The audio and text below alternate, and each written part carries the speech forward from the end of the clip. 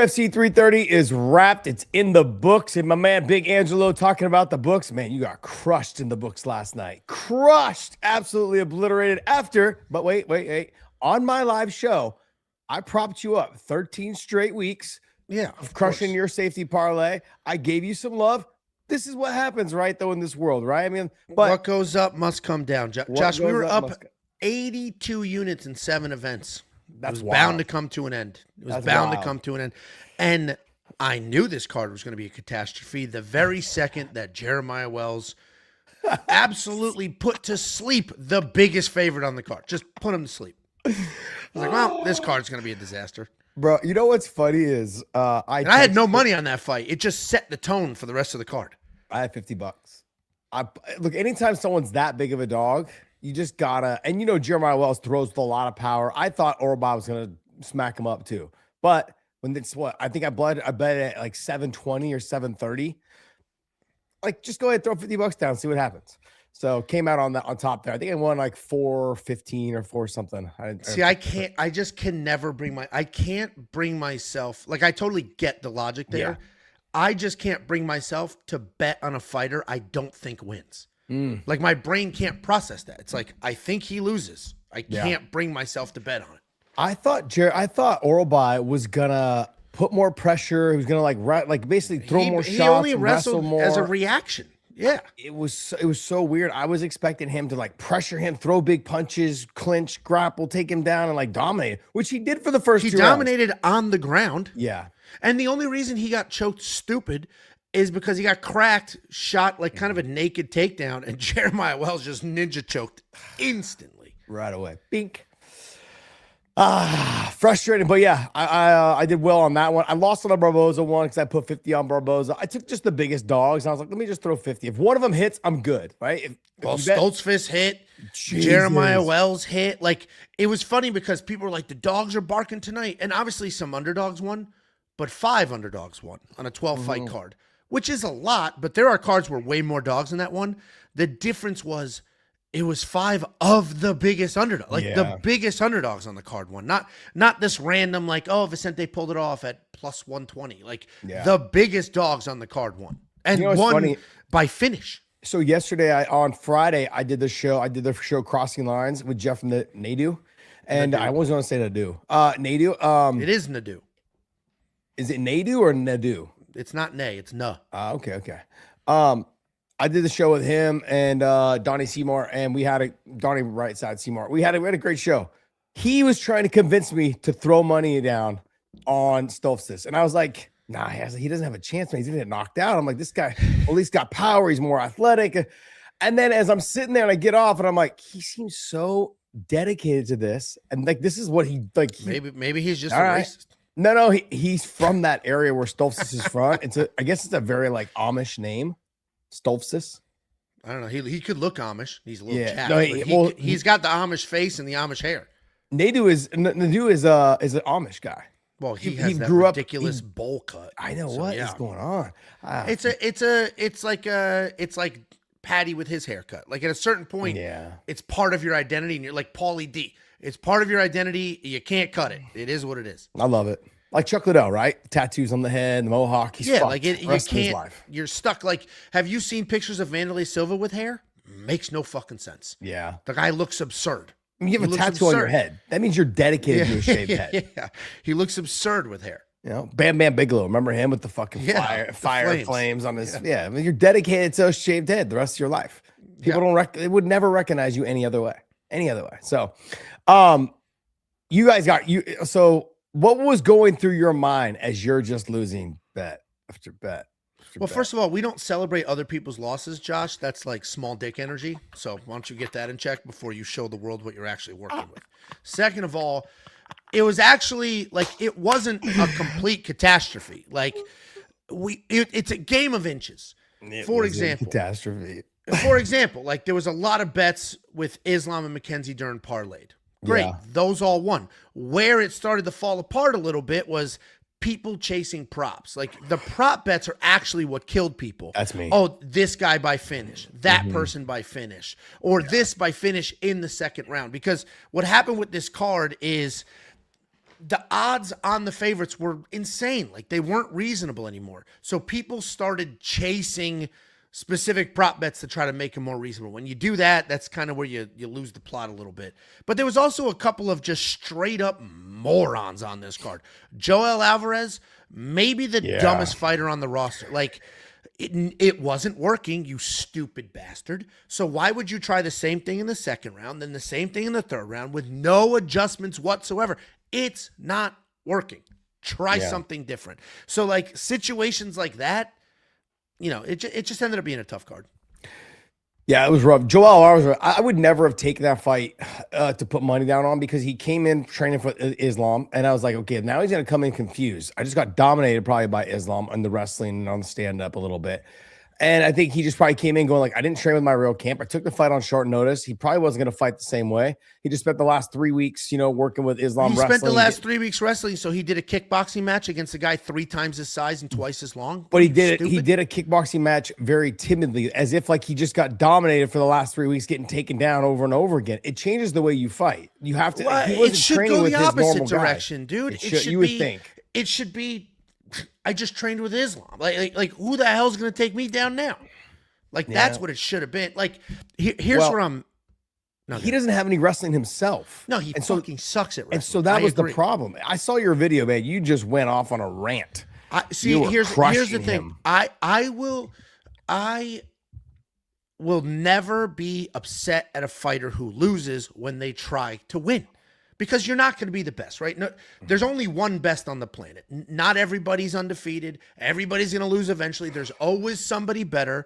And you learn that, right? I've wrestled my entire life. You competed your whole life. You learn there's always somebody, no matter how good you are, there's always somebody better, right? There's only one guy on the planet that's the best.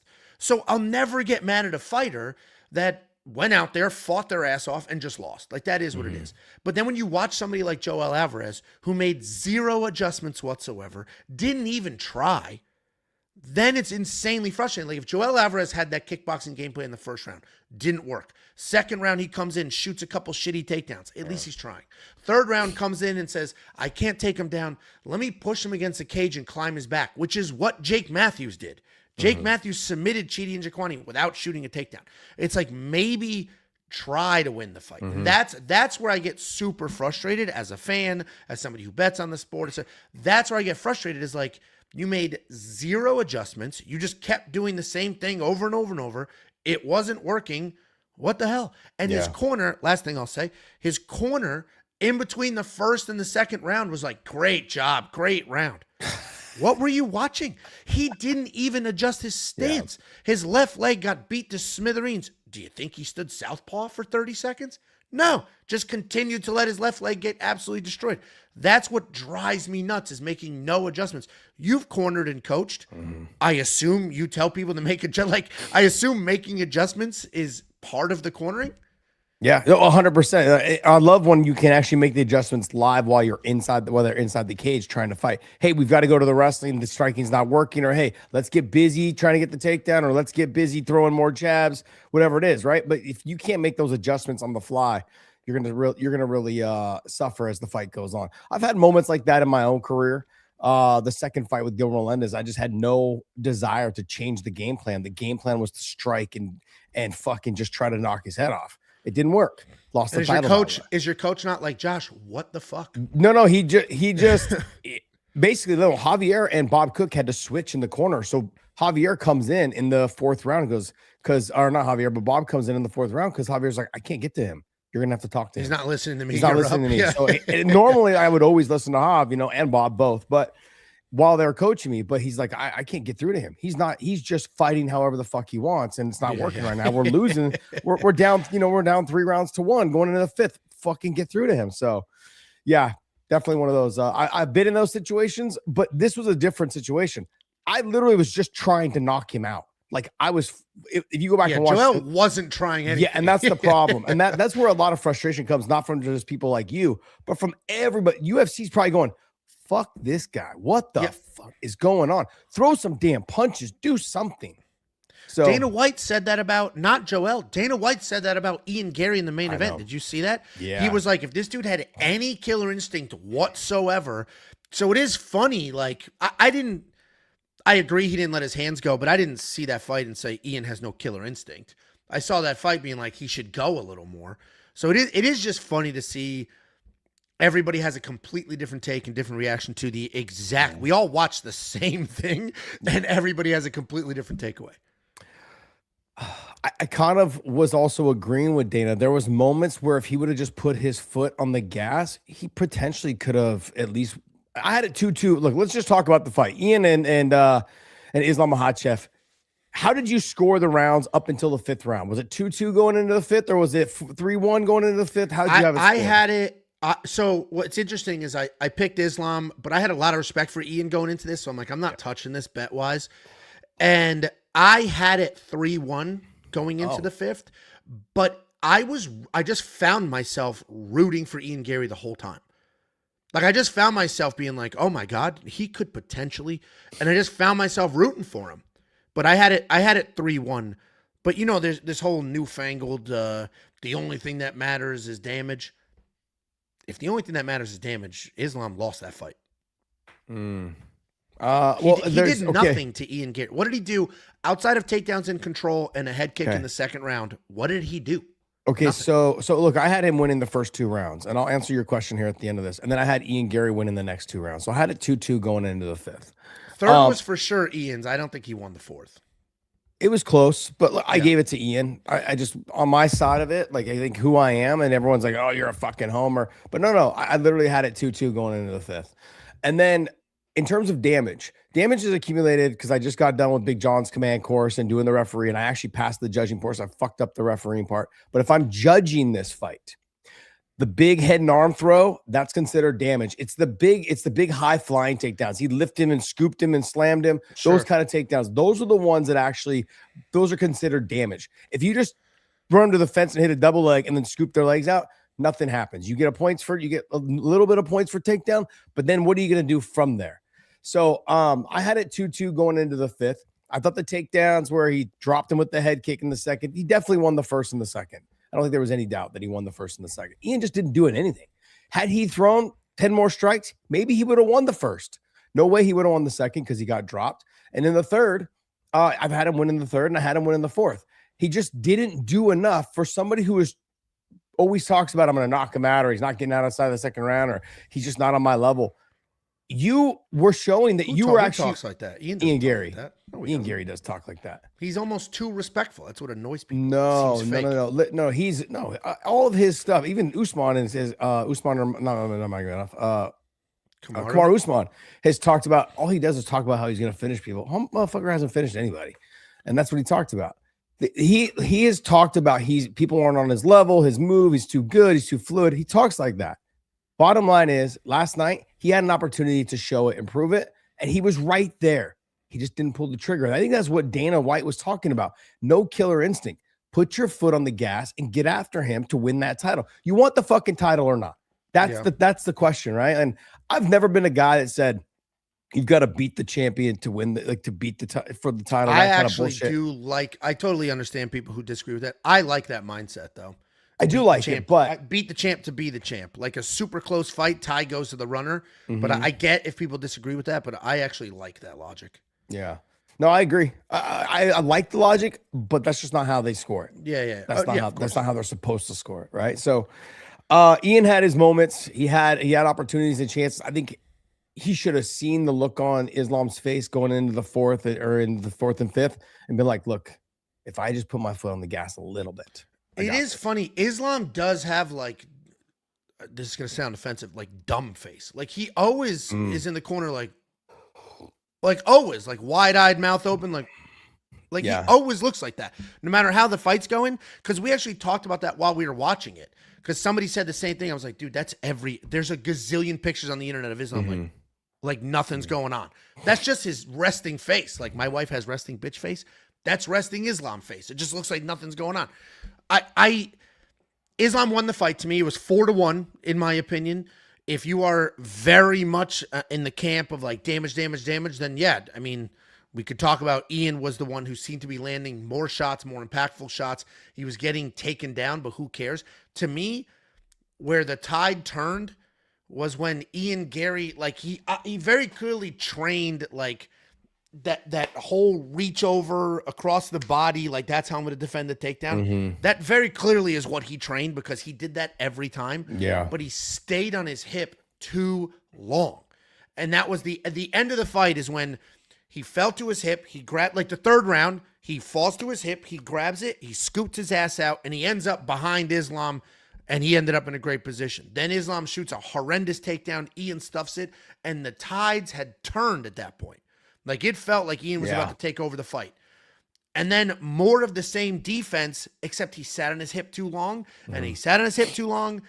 Islam was able to climb the body. And once Ian Garry was down, like legs trapped on his butt fully, then it's like, well, this round's over. He's not going anywhere.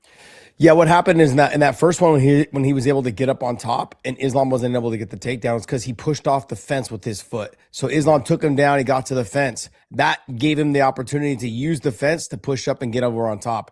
Once that happened, you could tell Islam got a little got tired. Then on top of it, having that big guy on top of you. Yeah, he got tired. He got tired in that. I mean, Islam has dog in him. We saw that. We saw it in the Volk fight. We saw it in the Dustin fight. Like, he's got dog in him. No, he is. So I think most people's takeaways here are, Islam loses to Michael Morales, maybe Carlos Prates. Like, he's losing to these dudes. Okay. Is that your takeaway too? And you're a homer. Give your caveat, whatever you're about to say. So no, because here's the thing: Carlos Prates doesn't have as good a takedown defense as Ian Garry. Correct. Yeah. He's also not as mobile of a fighter as Ian Garry. He's not. But he may not wait on the feet though. He might actually throw. No, you're right. But I also think Carlos Prates gets taken down and submitted. But I also thought that about Ian Garry. Yeah. Ian Garry did a good job of wrist control. Like this is what you guys remember when Leon Edwards, I think he fought Kamaru Usman the second time, not the first time when he beat him, but the second time when he knocked him out, and then even the third time. He's really good at wrist control, defending the takedowns, getting away from the fence, those things. He had set that up. He had been working on that, and he had a lot of success with that. Ian Garry in this fight, because I think it seems like he's got long hands. Like Tony Ferguson's got like really long fingers, so when they grab your wrist, like your fucking hands goes all the way around your wrist and all the way kind of wrapped around each other. I felt like in this situation, Islam got really frustrated when he couldn't get his hands back. Every time Ian Garry went to defend the takedown, or every time Islam was getting ready to get to his back or something, he'd grab a wrist 2-on-1, and Islam just couldn't move. He was stuck there trying to get his wrist back, and I think that kind of frustrated him as well a little bit. I thought Ian fought a good fight. I know that I'm always going to lean towards Islam. That being said, do I think that he can beat Michael Morales? Styles make matchup. I've always said this. That is the toughest fight for him. I'm actually surprised that they didn't give him that fight this time around because there's some more pressure. If you wanted to get him beat, or if you wanted to have this energy of Michael Morales is the man, is that you could add that pressure of Islam having to beat Anderson Silva's title into defending he just passed it. Yeah, he just passed it, and then on top of it, to basically defend his second title, which I guess I didn't know this. No other fighter has ever defended their second belt. That's what they were talking about. I think. DC's were the one was an interim, but he did. I don't think that's. But it was an interim. Light heavyweight was an interim. I think they're talking about the undisputed. It must have been then, if that's what they were talking about. No one's ever defended the second title. BJ Penn didn't defend it. No. Nope. Oh yeah, because he took it from Matt Hughes, then left the UFC, came back. Lost. Yeah. Yeah, I mean, I think. Listen, I think Islam's stock went down after that fight. I think a lot of people have less respect for him, and I don't mean that in like, oh, they don't respect him as a fighter. Just like before that, he was an unbeatable god, and now people are like, oh, you can beat this dude. Yeah, definitely beat this dude. And then if you saw the clip of Ian Garry and Michael Morales backstage talking to each other, Michael Morales is a giant compared to Ian Garry.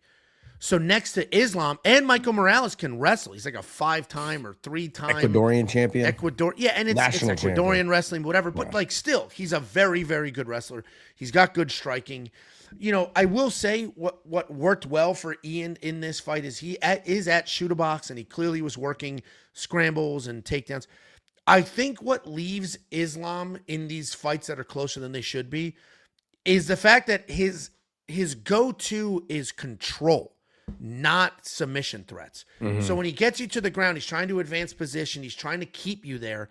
So if the only thing you're worried about is like, let me try to get back up, it's a lot easier for somebody like Ian to stay safe and try to worry to get up. Where if Islam was immediately attacking something, just went for a neck instantly, went for that instantly, now you're worried about 5 things at once and you're not really getting back up and you're not creating these scrambles. So I think the fact that Islam plays it a little safe on the ground, he's not elbowing, he's not striking, he's not doing shit on the ground. I think he landed 0 significant strikes in the 5th round of this fight. Like, I think that's why it looks closer than it is in some instances, because Islam's not threatening anything. So Ian can just worry about himself and not worry about what's coming at him. Well, it's hard to say that though, Angelo, because he's got 10 submission wins in his last like 12 fights or 13 fights, something like that. So he does threaten the submissions, but I get it. If it's not there right away and they get wrist control, there's no like striking to break the wrist control. He's not just like boom, elbow in the face. Like he's not the fact that Ian Garry spent what 60 or 70% of this fight on his back and his face is totally fine tells you that Islam is not ground and pounding. Yeah. 0259 has a good point. I mean, Islam saved us from the cuck. So it was, I mean, we don't have, hopefully we don't have to deal with that many more interviews. If he was the champ, it would have gotten way worse. He is just so unlikable. It's crazy, dude. It's crazy how, and I think people don't like him because it doesn't seem sincere. Like people like, you know, not everybody's going to like everybody, right? People don't like me right now, but at least I am just who I am. Where Ian Garry, like, it seems like nobody likes him because he's not seemingly who he's supposed to be. He's just kind of playing into whoever he's talking to. Yeah, 0259. I just gave you a stat. You said, look, he hasn't been finishing anybody. He's holding guys down.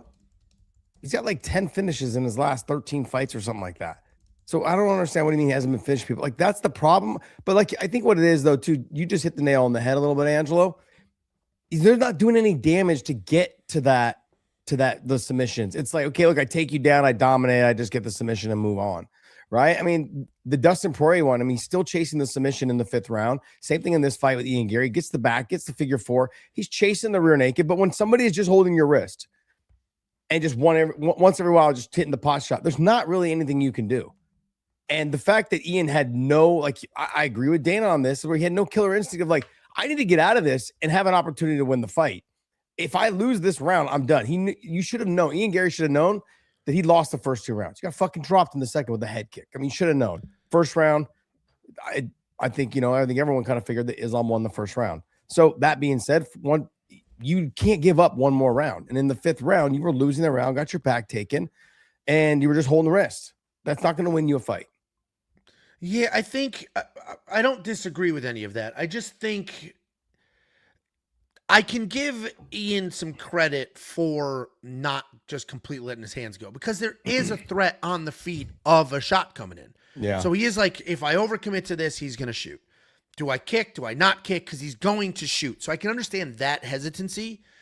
Where I think he failed himself is he would end up in this over-under position on ground, and he didn't immediately scoot his ass out. Like, you ended up there. Get your ass the fuck out of there and stand up now. Like, that's where I think he let himself down a little bit. I can understand being kind of gun shy in the feet. You're worried about a shot coming in. But when a shot does come in, stuff it, scramble, go. Because Islam gets tired. He got tired at 55. He's getting more tired at 170 because people are just bigger.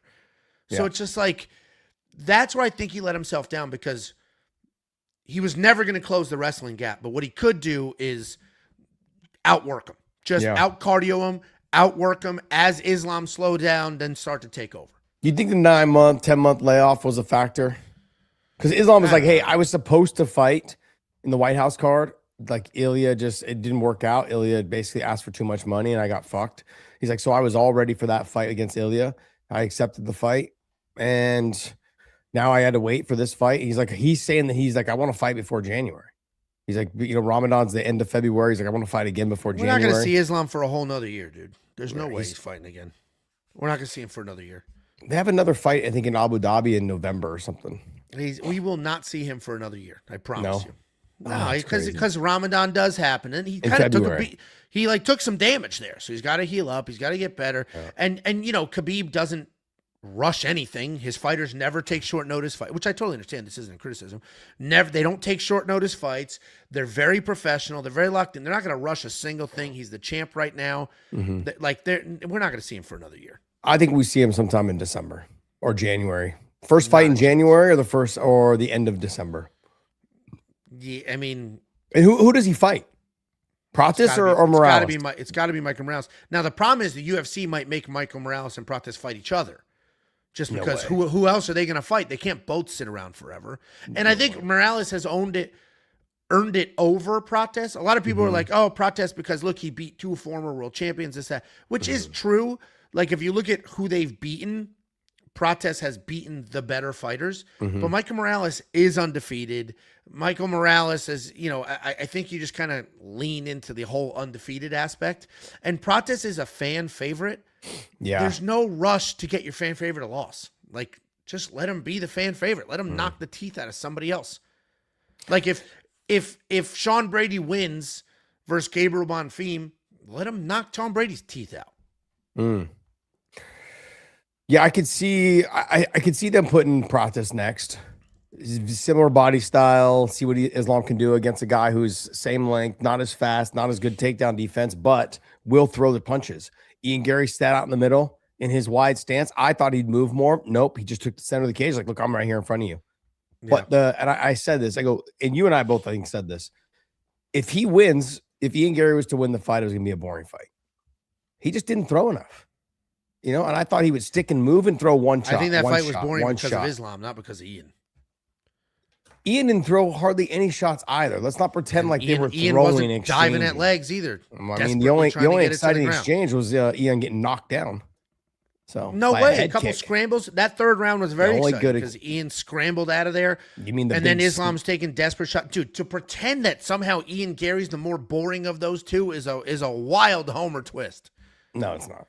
No, it's not. All right. The most exciting exchanges were from Ian Garry, or not from Ian Garry, from Islam. Correct. Yeah. Was the head and arm throw, the fucking head kick knockdown. He had a side headlock and one kick. Awesome. Are you kidding me? It was awesome. The side headlock. The side headlock was awesome because it was a sag. Yeah. Because he grabbed and just sat. But the way he set it up, though, too, is he waited for Ian to push in and then threw it. It was awesome. No, it was beautiful, for sure. Because you don't see a lot of side headlocks in MMA either. Well, I think right before that, he went for the inside foot sweep, couldn't get it. Ian pushed back in to balance, and he just threw him. Bink. No, it was a beautiful takedown. Yeah, those were the most exciting exchanges in the whole fight. I don't think that fight was as boring as a lot of people think it was. A lot of people were like, that fight was horrible. I don't think it was that boring because it felt kind of tense. Like Ian was building momentum, and then, even in the fourth round, you're like, come on. And then he gets taken down, and that's when the wind comes out of your sails. Yeah. But I think, if we're going to blame it being boring on somebody, I'll blame the wrestler who's desperately shooting takedowns. That's master of the universe. Let me just go ahead and And Mr. Billy Big Balls is a fucking clown shoe dork who will not stop saying dumb shit about me. Oh, now this guy is saying Ian Gary's exciting. Did I say Ian Garry has exciting fights, or did I say that fight was boring because of the desperate wrestler? God. Obsessed with me. 8 o'clock in the morning. This dude is he hasn't said a single thing other than criticizing me. A weird energy. Was he on your show last night doing the same thing? No, I'm just basing it off of you right now. It's crazy. Oh, this is great. It's crazy. Master of the universe. Where is Big John? This chubby kid never fought in his life. Did Big John fight? Clown dick shoe fucker. And I wrestled my entire life. I won a jiu-jitsu national championship, so let's just take it down a little bit, guys. You guys let's just enjoy and hang out on a Sunday morning. Angelo, don't get triggered. It's impossible not to get triggered. You gotta get through your morning coffee before you start letting people trigger you, buddy. If I drink it too fast, I will have to get up and take a shit halfway through this show. Oh, really? That's the only reason I drink coffee. Really? Literally the only reason I drink coffee is to get the inside out. I've got to tell myself not to drink more cups of coffee throughout the day. I've settled it down just to 1 in the morning. Do you know Dunkin' Donuts sells a bucket now of coffee? 48-ounce bucket. Oh wow, it's limited time, and I got one the other day. Well, I got it just for the bucket though. I'm not gonna drink 48 ounces of coffee, but I got the bucket. Yeah. Who does he fight next? Islam, and who does Ian Garry fight next? I think Islam fights Michael Morales next, or should fight Michael Morales. I don't know. I think maybe Ian Gary waits for the winner of Sean Brady and Bonfim. Do you think maybe Ian Gary fights Michael Morales and then Pratis gets the next title shot? I don't know why they would give Pratis the title shot. Like, yeah. Well, I guess that's not true. I could see them giving him the title shot because he has some good wins, but I think I don't know why they would want to rush a fan favorite into a very bad stylistic matchup like this. Yeah. They love him. People love him. He has momentum. He's fun to watch. He lost to Ian. Nobody cared. There's no reason to rush him into a title fight because stylistically horrific matchup, and just give him, let him knock some people out, get even more fan favorite, and just build that. I wouldn't give Pratis a title shot. I would give it to Michael Morales, and I would give Ian Gary, I don't know, maybe Sean Brady if he wins, Bonfim if he wins. I think he's the only fighting nerd that still has some momentum going. Pratis. That Jim, Jean Silva has. He's coming up against Yair Rodriguez, but then Jean Silva with all that drama about being a kind of a crybaby when he's definitely a crybaby. Mauricio left and Ruffy left. Yeah. And he's not a crybaby in the traditional sense. He's an emotional mess. Yeah, the whole title fight there, title belt when he was looking at it and getting all weirded out. Crazy. Ian Gary, what does he do next? Yeah, I answered that. I think either the winner of Bonfim. Oh, did you? I thought you were talking about. Okay. Yeah, I can see that. Sean Brady and Bonfim, the winner of that, fights Ian Gary, and then you got Pratis and Michael Morales just sitting at the top, going, "Okay, who do we fight next?" Yeah, I can see them giving him Pratis, like you said. Like I said, Pratis is the fan favorite. Let's keep the energy going. If you want a quick turnaround, I think Michael Morales needs time to get his weight down. And I think that Pratis, he is huge. Yeah, Pratis is tall, but he's really skinny. I think he could potentially get that fight as well. So yeah, but Ian Gary beat Pratis, like he outstruck him and he out wrestled him. Yeah. So it's like, if Ian Gary's out wrestling you, what the hell is Islam going to do? Possibly. That's why I just think it's a bad matchup stylistically, and Pratis is a fan favorite. So why not let Pratis beat the shit out of a couple people? You rally behind him. I would rather, if I'm the UFC, I'd rather have people screaming, yelling, beating down the door saying, why does our favorite fighter not have a title shot? Than be like, no, all right, throw him in there. All right, lost, back. Like that's my only thing with Pratis. Can I say this? We were with Ian Gary. Every time you want to fucking pat me on the head, pat me on my back, hug me after every round. Dude, it was crazy. Fuck away from me. It was crazy. It's like, dude, I get it. Get away from me. Yeah, that was weird. It's every single fucking time. And they didn't show it. I don't know if they ended up doing it, but I don't think Islam would have. But if you've ever watched Ian Gary's fights, at the very end, win or lose, he tries to grab the guy by the wrist and pull him down to his knees to bow like Thai style guys. Like, get the fuck out of here with that shit. Yeah. No, I'm not kneeling down on the ground with you. I just fucking fought you for 25 minutes. Get the fuck out of here. Dude, and it's like, it's so funny because that's happened to me in, wrestling matches and jiu-jitsu matches where I'll have a nice takedown or do something and the other person's like, dude, that was sick. It's like, shut the fuck up. Yeah. We'll talk about it after. I'm in the middle of this right now. Because when you start doing that, you're almost like diminishing what I just did in some weird world. It's like, dude, I just tossed you to your back and you'd be like, oh, nice. It's like, no, it's like, what? That's your way of saving face? Like, you're just not trying that hard right now? Like, oh, nice job. No, stop it. Stop it. We're fighting. Afterwards, we can stop. I don't mind if you fist bump when you come out for the first round. I don't mind if you fist bump when you're going into the fifth round if you're fighting for a tie. That's it. Like, you fist bump for the last round, that's it. And then you move on. It's fight. I don't even care if it's just like face to face and like, let's make eye contact and stop fucking touching me. He was way too, because it was between I understand even between rounds, like you're on the ground, the ref stands you up, you go to your corner, boom, go to your corner. I could even understand that between each round, but it was like he treated the end of every round like it was the end of the fight. Yeah, butt taps, dapped him up. It's like, what are you doing? Yeah. And then speaking of someone who doesn't seem like they have any killer instinct, is Gillian Robertson. Like, the whole game plan, and I said this the week of, I'm like, you have to get takedowns, you have to be on top, and you have to dominate her from the top position. None of that was true. She didn't figure that out till the fifth round. Yeah, fifth round. She didn't figure it out till the fifth round. Yeah.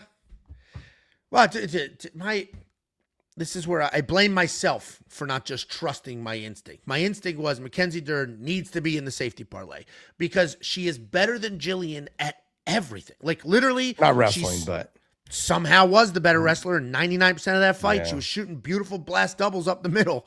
So I was like, she's somehow the better wrestler, absolutely the better striker, even though striking is not great, but certainly better than Gillian's. And the jiu-jitsu is not even going to be remotely close. And I felt that way for weeks now. And for some reason, there was a giant, I'm gonna tell you right now what the general public, there was a giant percentage of the public that was like, Gillian can win this fight. 25% of people were picking Gillian to win. And money-wise, there was clearly a significant amount of money coming in on Gillian because Mackenzie didn't get past 2-1 favorite. And it made no sense to me whatsoever. And that started to get in my head. Because I'd be like, there's not a world where Mackenzie loses this fight. Like, I can't. What the hell is Gillian going to do to win this fight? And people were very vocal. Like, people were like, dude, Gillian's going to win. Don't put her in the safety. So I didn't put her in the safety.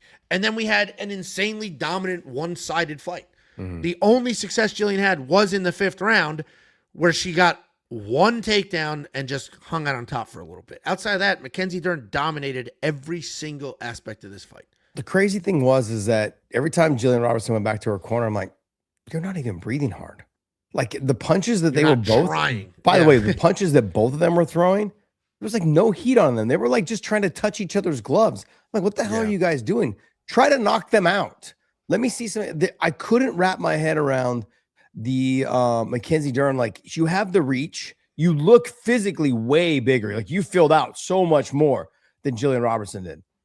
But she just decided like, oh no, like there was this touch. It was like touch butt in the park kind of situation. Like, let me just barely touch you and defend the takedown. I don't know what it was, but something going on last night. Gillian Robertson she had great cardio. She looked great. She won the fifth round. As a champion, that's a bad look. But I don't know. Yeah, but she didn't win the fifth round because Mackenzie slowed down, whatever. She just got taken down. And once she was taken down, she was kind of stuck there. That's why it's like, how the hell did Mackenzie... Yeah, but it wasn't like Mackenzie was death gas, so that's how Gillian was able to steal the third round or the fifth round. Because Mackenzie Dern beat Verna Jandiroba, who's 10 times the wrestler that Gillian. But Gillian did so poorly that Dean Thomas quit. He quit. You see all that? He literally quit. Dean Thomas was like, yeah, I'm done cornering and coaching. Because Gillian did so bad. Oh, I didn't hear that. I mean, it wasn't, I'm being a little dramatic, but he did. He was like, that's as far, dude, he said that's as far as she can go. Basically shit on her on the way out. That's as far as he's announcing this on the broadcast. That's as far as she can go. I'm done. I can't corner anymore. That's it. Dude, it was actually like kind of an outrageous thing to say about your fighter. Well, I mean, when your fighter doesn't listen, he probably wanted a lot more out of her. He probably wanted her to push the pace, probably wanted her to wrestle more, probably wanted her to throw more harder strikes. I can get it. The frustration level is there. You got all the way to this title shot and you fucking came out and didn't do anything. That's if I'm Ian Gary's corner, I'm thinking the same fucking thing. Ian had moments in the fight though, but the same thing. Like you got to throw punches. You cannot win a fight unless you throw punches. You cannot win it. By the way, Angelo, you said I should have trusted myself. You mean you should have trusted your gut? That big thing there in front of you? Should have trusted that. I've earned this thing. On that Gillian Robertson. I've earned this over many, many years. Well, so the universe saved me a little bit because the original safety parlay, just like my immediate, like I'm going to bet on this, was Oralby and Dern. Ooh. And then Oralby's odds got so absurd. I'm like, I can't do that. So the universe saved me from Oralby. So then I was going to do Dante Johnson and Dern. But everybody just like, Dern. So I did Dante Johnson, totally fine, and Joel Alvarez, who I hate. I always hated him. I've always talked shit about him. I've always hated him. And I let the world convince me otherwise. And now here I am mad at everybody. Should just be mad at myself. It is what it is. But that's what I get. Just trust your gut. If you're Gillian Robertson and you hear your coach say, hey, I'm done. She's gone as far as she can. This is it. I'm done. I think a little bit of that by Dean. Frustration at the moment. But on top of that, I think the UFC is like, look, you cannot work our shows if you're cornering fighters.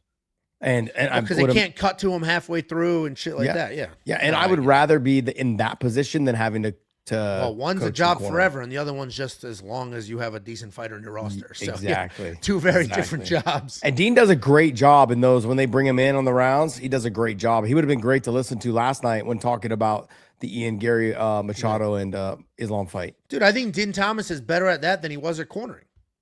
Because he was mic'd up for the corner, and it's like he wasn't bad by any stretch of the imagination. He wasn't Joel Alvarez's corner being like, great job.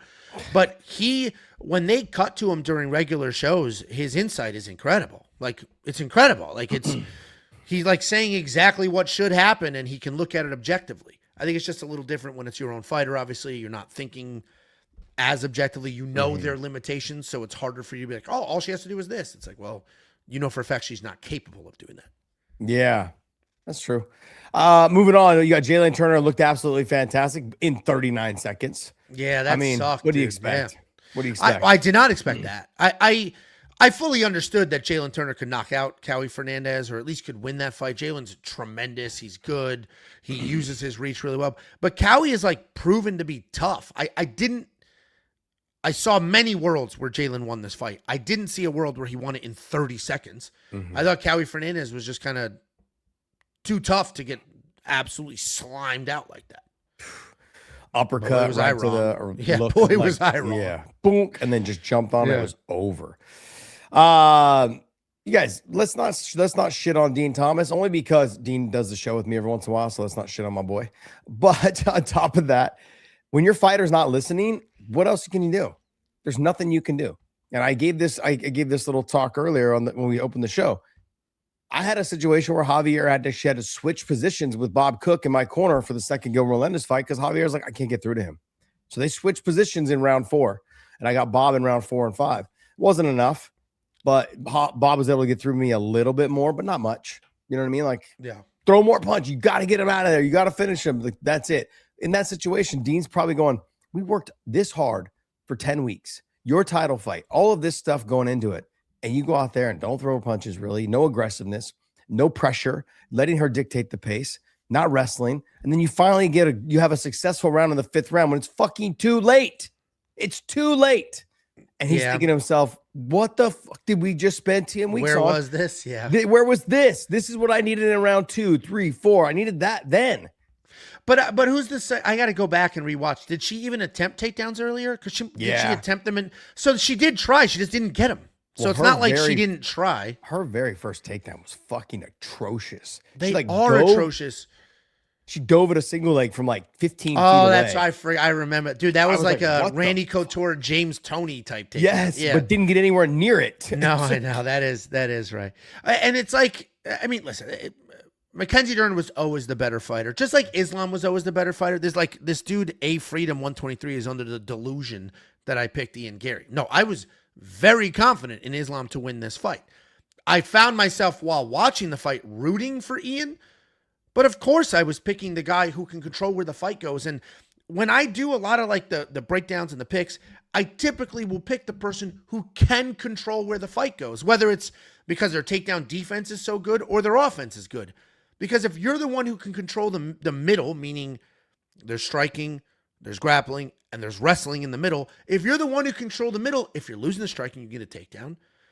If you are not good enough on the ground, you can keep it standing. Like, I always knew Islam could control the middle, so I picked him, was fairly confident in him to win, but I did have respect for Ian and how well-trained he is. Same with Mackenzie.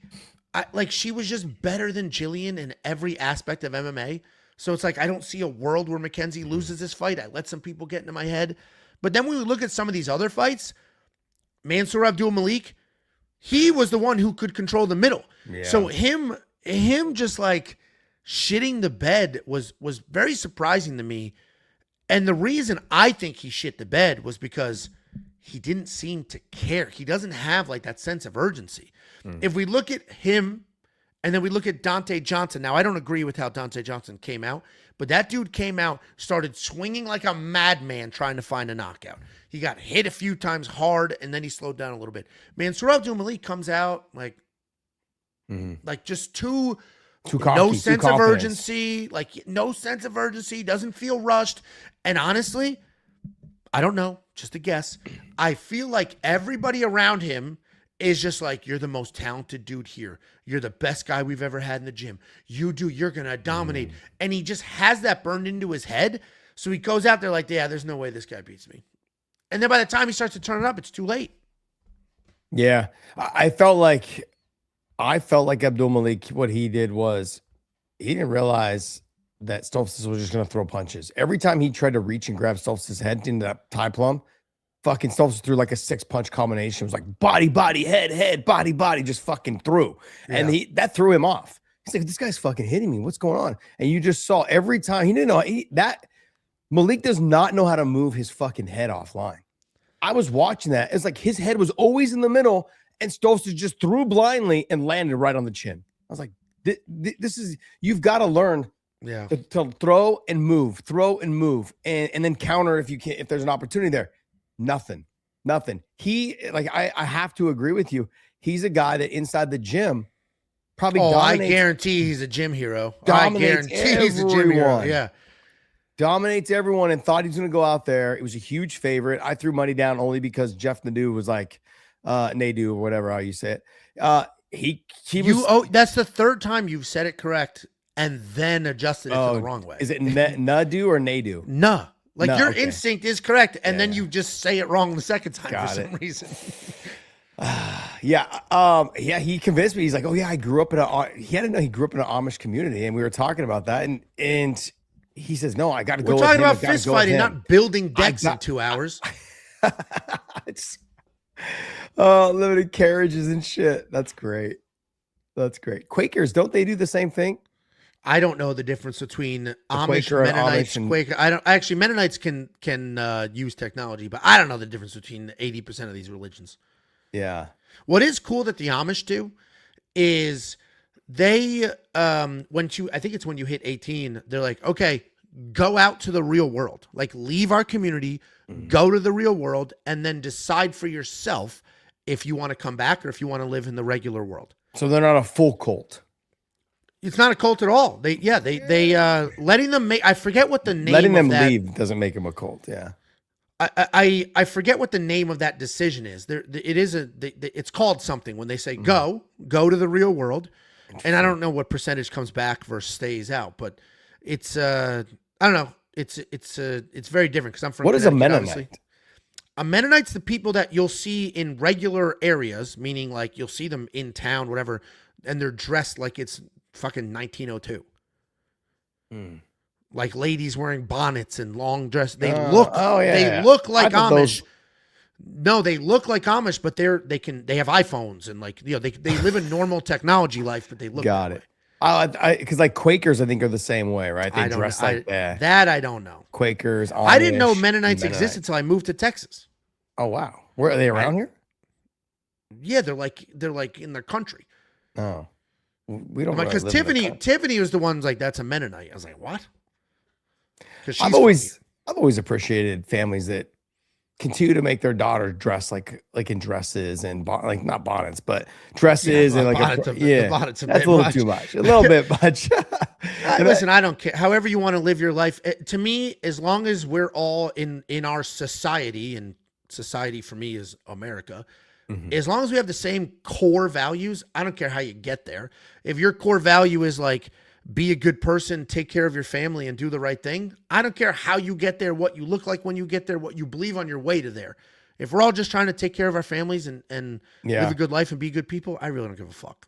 Fucking, I love that, Ange. Good for you. Wear what you want to wear. Good for you. Yeah, I like that, Ange. What does your hat say? Bail or bad? Okay. Bad. It's bad birdie. Bad birdie. It's the dead chicken hat, except it says bad.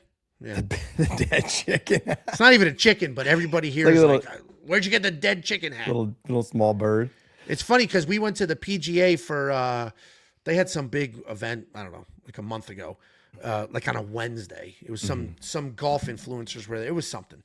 And Bad Birdie had a booth. So I went up, I was like, dude, I'm not in the golf world at all.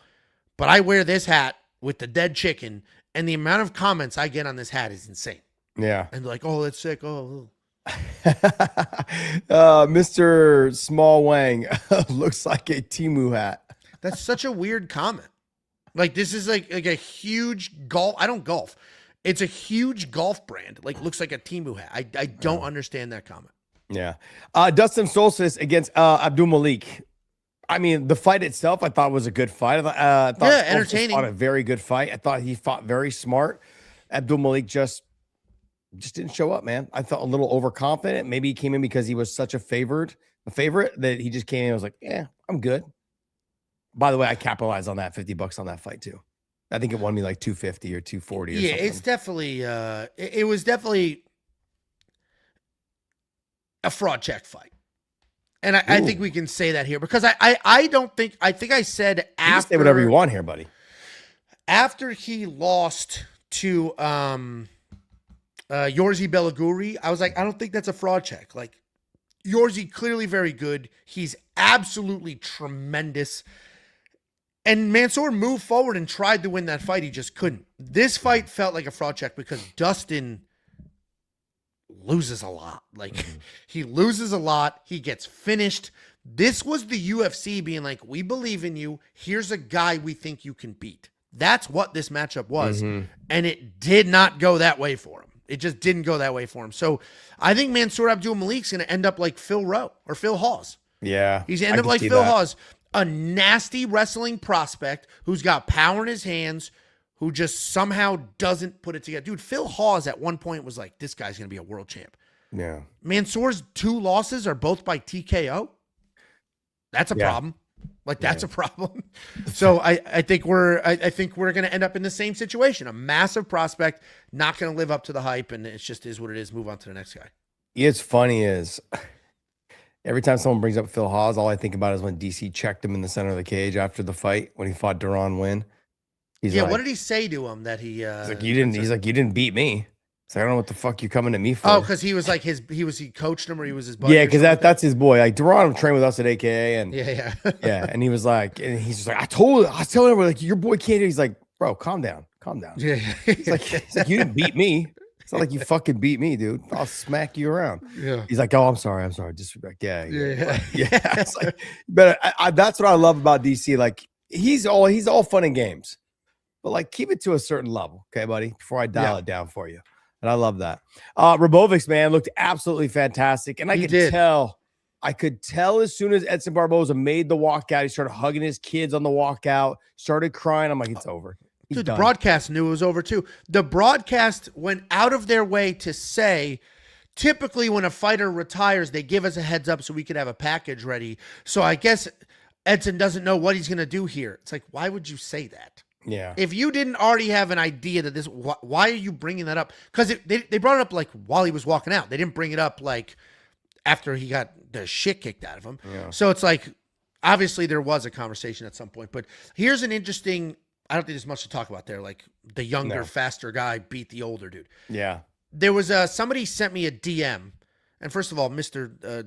Dumb Shits, whatever his name is like, Angelo's just riding Josh's coattails. First of all, okay.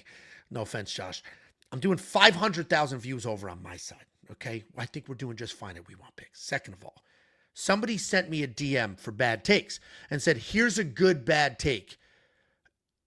Is Edson Barboza's career Hall of Fame worthy? No. I said no too. And first of all, I actually, before this, was looking at the UFC's website for all the who actually is in the Hall of Fame. There's a lot of people, in my opinion, that don't belong there. Yeah.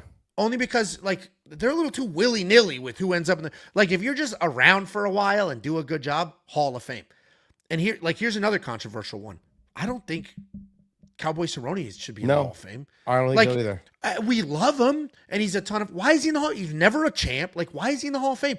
And Edson Barboza, same thing. Never a champ. Some great wins. And if you want to put, like, his Terry Edom knockout in the Hall of Fame, put that moment of time in the Hall of Fame. But not Edson's career. Because I was like, the only like journeyman that you could put in the Hall of Fame is like a Jim Miller. And not because of what he accomplished, but he has the all-time win record. And that is not a record anybody's going to ever break. He will have that forever. So it's like, all right, you can respect that, but people were quick to be like, Edson be in the Hall of Fame. It's like, look at the Hall of Fame of other sports compared to MMA. Other sports Hall of Fames are like, the greatest to ever do it. at their position. And in MMA, it's like, man, people like this guy for a while. They're putting people in the Hall of Fame while they're still actively fighting. It makes no sense. Yeah, look, I can see if you want to put one of Edson Barboza's highlights or one of his fights in the career. Yeah. I thought his fight with Beneil Dariush was a good fight where he lands the flying knee knockout on Beneil after getting mauled by Beneil in the first round. I thought that was great. But like, you can put a fight in there if you want. Like, I think they have Diego Sanchez. He's not in the Hall of Fame, but his fight, I think, with Clay Guida or Gilbert Melendez, one of them. I think it's the Clay Guida fight. That one's in the Hall of Fame. They put the fights in the Hall of Fame. I'm okay with that.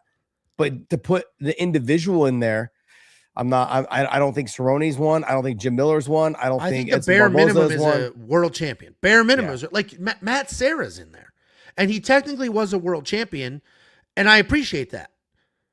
But that's right. He immediately got the shit kicked out of him in the rematch, and it's like, outside of that, I guess he won the Ultimate Fighter, but like, I don't know, like, Hall of Fame to me is like a legend. People will talk about you forever. You could still have an unbelievable career and not be in the Hall of Fame. Yeah, here Gandalf has something here. He says, "I'll never understand putting people in the Hall of Fame makes some dudes so mad. Get over it, bro." He's talking about me. Or I think I think he's talking about both of us probably because I said no. Also, Deion Sanders said the same thing about the NFL. It also disrespects the people that are already in there. And sure, they're like, hey, but what's the standard now? They're just letting anybody in, right? And this is not a dig at Donald Cerrone. This is not a dig at Jim Miller or Edson Barboza whatsoever. If you want to put their fight in there, I'm all for it. You want to put like a highlight in there, I'm all for it. I mean, like Angelo said, his knockout of Terry Edom, that's ingrained in people's mind forever. Forever. I don't think Terry Edom ever fought in the UFC again after that. It was not good. Well, here's who's in the Hall of Fame. So if you guys don't know, the UFC does the Hall of Fame in wings. They have the modern wing, and I agree they should do it this way. Yeah, that's fine. Because like a Hoist Gracie right now would get mauled. Yeah. But he helped create this sport. So the modern ring has wing, which Edson Barboza would fall into if you're making that argument. So do you think Edson Barboza is in the same conversation as Robbie Lawler, Amanda Nunes, Shogun, Joanna Jędrzejczyk, Frankie Edgar, Jose Aldo? Now, Donald Cerrone, I don't think he's in that same conversation with people. Khabib, DC, George St. Pierre, Rashad Evans is another surprising one. He's a champion. Won the Ultimate Fighter. Oh, he knocked. Wait, but he didn't win an actual UFC belt.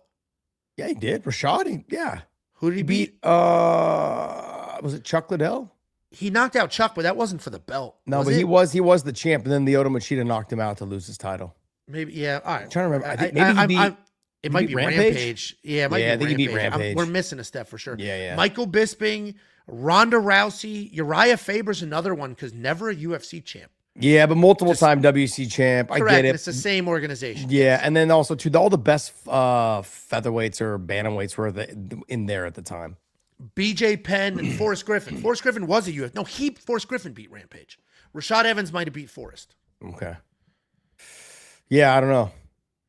That's look, I'm all for like Stephan Bonnar. Stephan Bonner's in there too, isn't he? No. Oh, he's that's in the weird. ground. That was a fucked up joke. I'm not going to repeat it. That was a bad joke. You said he was in the. Did you say he was in the ground? Yeah, he's dead. Oh wow. I'm looking in the. That's a little awkward there. The Pioneer Wing. It's fine. And the sad part is it flowed off your tongue so fucking quick. Oh, sorry for having a dark sense of humor. We're all going to pretend we're soft now, Josh. We're all soft. You know what someone brought up in the conversation here was that hat could be a bad takes hat. Maybe you wear that. I'll get one that has takes on it.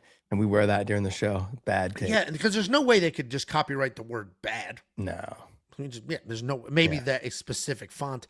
I'm looking in the Pioneer Wing. Stephan Bonner's not in that either.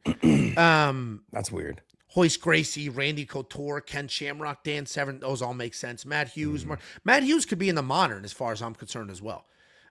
Mark Coleman, Chuck Liddell, Tito, Pat Miletich, Bas Rutten. Minotaur Nogueira's a weird one. Yeah, well, he was champ. All right. Yeah. For a half a minute. Yeah, that's true. I think his first. Cain Velasquez isn't in there. That's who beat the shit out of him, isn't it? Yeah. Yep. No, Don no, no, Fry. no. Yeah, no, he beat him. He beat him, but after he lost his title. Oh, okay. Yeah, he beat because Kane beat Brock for the title. Maurice Smith, Sakuraba. Oh, they're including what people did in Pride. That's why. Oh, because they bought Pride. Yeah. So Yeah, that's got to be why. Because otherwise, like Sakuraba. So yeah, Yeah. they're including what people did in Pride. And this is where Matt Serra is. Jens Pulver, first lightweight champion ever. Makes sense. Vitor Belfort, they put him in the Pioneer wing. I'd have him in modern. He fought in UFC 6. What do you mean? And UFC 60. Like, Yeah, he's that's been true. around. Like, Yeah, but you said he's- UFC 60. It's fucking UFC 400 right now. Vitor Belfort has fought more recently than BJ Penn and Uriah Faber and Forrest Griffin, and they're all in the modern, and Rashad Evans, and they're Wow. all in the modern ring. I think it's because when they started, maybe they're putting it when they started. BJ Penn came Or along when they early. accomplished the most, I guess. Maybe. Okay, so Rabovic, you just said, hey, basically the younger guy beat the older guy, Edson Barboza, you know, the walk-off, send-off. When he started crying, walking out, I was like, it's over.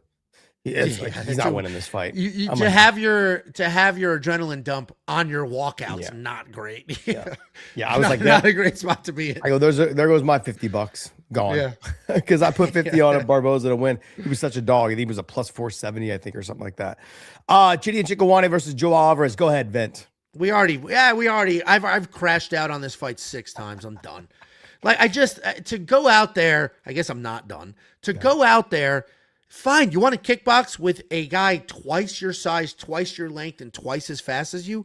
Fine. Try it for a few minutes. When it didn't work and your leg was chewed to shit, maybe switch your stance. Maybe try to push him against the cage. Maybe try anything else than what you were doing, and he refused. Clean win for Chidi. Good win for him. Clean win.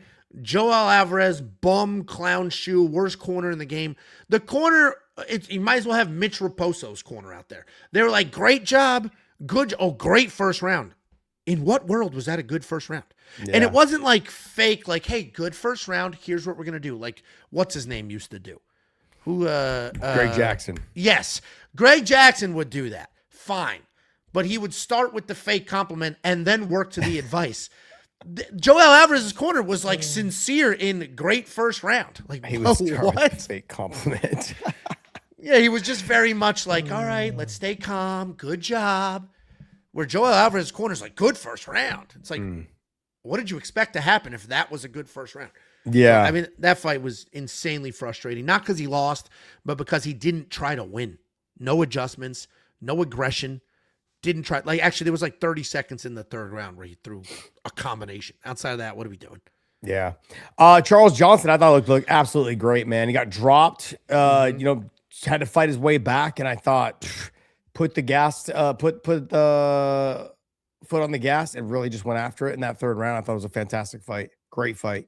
Chapolin took that fight on 3 days' notice. If that was full camp versus full camp, Charles Johnson doesn't win that fight. Doesn't win that fight. Definitely. But that was the hand he was dealt, and good for him. Because he showed us how tough. First of all, he earned $100,000. So congratulations to him. Yeah. He's been in the UFC for a while now. He stepped up on short notice multiple occasions. This was a very fast turnaround. No, Charles Johnson. This was a quick turnaround for him, too. The guy just got freaking banana split on live TV and was like a meme for 2 weeks. Turns around, comes out here, fights his ass off, comes back from adversity just to get his own sort of meme submission. Good for him. Good for I like Charles Johnson. He's a friend of Jacob's. He's been on our show before. When I was at UFC 303, he saw me, went out of his way to come over, say hi, ask about the kids, ask about the wife. He's a good dude, and I'm happy for him. That was a great win. Good for him. Guys, Johnny Eagle Feather. Charles Johnson is a clown, Angelo. Oh, guys, come on, man. Well, then he said is no clown. Oh, okay. Got it. Yeah, I don't think Charles Johnson's a clown. That was a great, because even in his losses, he fights his ass off. The only knock on Charles Johnson is he's a little slow to start. Like, he'll give up the first round. Outside of giving up the first round, he starts moving. And in this one, it didn't matter, but he got that point in the first round anyway to tie it up. Yeah. Was that an eye poke? Even with the replays, I couldn't tell if that was an eye poke. It didn't. No, it looked like when he threw the left hook, the thumb hit him in the eye, and like so it feels like you got poked. Yeah, it feels like Not you got this. poked. Yeah. No, not this part. Like more of the knuckle here. Yeah. That knuckle part right there hit him in the eye. And it feels like an eye poke when you get hit with that. It was, I mean, then the knee to the head. And it's funny because in my recap, I was like, the only reason they took that point is because he felt bad for not doing anything about the eye poke. So he was like, all right, here's your point. Eric Machado versus Dante Johnson. I mean, not much to say, really. Well, honestly, so Dante Johnson was in the safety parlay. We had a bunch of bets for him to win by finish. And what's funny is the community was like, Dante Johnson's going to blow this. Don't put Dante Johnson. He's going to blow it. And that's because they watched him. A lot of people think he lost to Cody Brundage. Before that, he was stuck in a cradle against SD Dumas, who not only a horrible human being, just a terrible fighter too. And he was stuck in a cradle for the entire first round. Like, what the hell was that? So in this fight, he changed camps. He came out guns blazing. Did you watch this fight or no? Yeah, I did. He came out. He was just throwing wild, guns blazing, and he got cracked a couple times. And then he was like, all right, let me back up a little bit. So we know he can take a shot because he got cracked hard in some of those exchanges. But he kept the energy. He moved forward, ultimately found the knockout. So, I mean, great win for him. Yeah. I don't know if I love the just guns blazing firefight for no reason, but he ate a couple big ones and was still fine. So good for him. Sometimes it's good just to get that adrenaline dump out of the way right off the bat. I mean, he was swinging. Yeah, I like that. That's what you want to see. That's what we want to see. Yeah, it's entertainment. So and we can't complain about guys coming out there and really just fucking winging it. Yeah. I mean, we complain enough about fucking fight cards are shitty before the fights even happen. We complain about guys being wrestled fucked to death and this and that. We complain about all this other shit. But let's not complain about the guys that actually come out and fucking make shit happen. Put it on the line. Yeah. That's what Joel Alvarez needed to do the second and the third round. Never made any changes. Tresean Gore versus Vicente Luque. Well, two things. First of all, I kind of egg on my face. I picked Vicente Luque and was like, dude, he's the better fighter, which I still believe he's the better fighter. Yeah. But can we talk about the disgusting, clearly staph infection boil on his stomach? Did you see that? No, I didn't see it. Dude, he takes his shirt off on the walkout and he has it's this big, a huge boil on his stomach. I have a picture. A huge boil on his stomach. Can you post it? I'll show it to the camera. Let me find it first. A huge boil, clearly a staph infection. And when the camera was cutting to something else, they squeezed it and they broke it open. Oh, yes. And so then he goes in the cage. It's not as huge and coming to a head. And then by the end of the third round, it's there again. So clearly he fought with a staph infection. I'll find it. Hold on. Here it is. And you can see it's a giant hole. Oh. You see it's a hole? Oh. Dude, that was white because it came to a head after the walkout. He takes his shirt off. They broke it. First of all, how that got past the commission is crazy. How did that get past the commission? Like they inspect your body to make sure you don't have staph. Not more so your Dude, that was huge. It's right there in his stomach. It wasn't hidden under his shorts. Well, he was probably wearing a sweater or something to warm up. Probably didn't see it. You don't really. Weighed in. Yeah, you should have seen it at the weigh-ins. And they honestly might have put makeup on it. I'm going to go back and check the weigh-in because they might have put makeup on it. So huge boil, clearly staph because you can tell it's a giant hole. And frankly, if I'm Tresean Gore, I'm furious about that because it's like, dude, if I have a cut because we are in a fight and your staph infection goes into my cut, now I have to worry about that and I'm going to end up in a Kevin Randleman situation because you're a disgusting asshole. I'd be furious if I was Tresean Gore. But he did knock Tresean's teeth clean out of his mouth. That's fucking wild. They show that tooth right there. That's fucking wild. And he's like, oh, I don't even give a fuck. I'm like, I would fucking 100% care. Dude, the dude's still on like a 12-12 contract, dude. It's like, I don't know if losing my bottom teeth is worth $12,000. But yeah, he got his teeth knocked clean out. But the reason I was frustrated with the staph thing is A, it's disgusting. B, he could literally kill Tresean Gore. I know it's a wild exaggeration, but staph infections kill people. I mean, it ended. What's his name? Ben Askren needed 2 lungs because of a staph infection. Go Google anybody who's new to MMA. Google Kevin Randleman staph. Yeah, it's the most disgusting. The hole in the armpit, like right here. Oh my God, it's the most disgusting thing you'll ever see, and that's a reality. Like that could happen, and staph is contagious. With that being said, my real frustration with the staff is the fact that Vicente slowed down bad. He had that Darce. He squeezed his life, and then his arms were gassed. I was yelling at the TV like, all right, you're clearly not going to get this. You're not going to get it. Just hold it, though. Stop squeezing. Just hold it. Because if you're in that position, he's not winning. You're racking up the minutes. He's not winning. Just keep it. Why are we letting go? Stop. When you squeezed your life and you realized you weren't going to get it, stop squeezing so hard, but just keep the position so you can rack up the minutes. I didn't understand that. But then it's like, all right, he literally didn't have the gas. Yeah. I mean, once you chase a submission that long and it's not there, you've got to not abandon it, but just go ahead and rest for a little bit, like you said, or just abandon it. He and go rested to another on his position. back and just took a beating is what happened. Yeah. Because he would have won that round. Yeah, he should have went right to the patty submission. The modified. Yeah, what's it called? Darce, Something leg tie? over Darce. No, it's called. They call it the pad tie. Because it was a Peruvian necktie, but it was patty. No, because it's patty. I don't know. They call it the pad tie. Yeah, I thought it was a good name. For them to come up with that, that was a good name. It's a very good name. That's a very good name.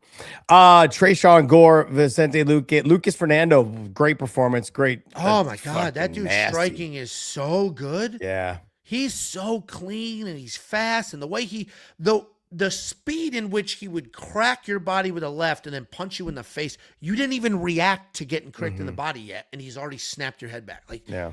Now he may have giant wrestling and jiu-jitsu gaps. We don't know, because for the 30 seconds he was on his back, he looked like he was in panic mode.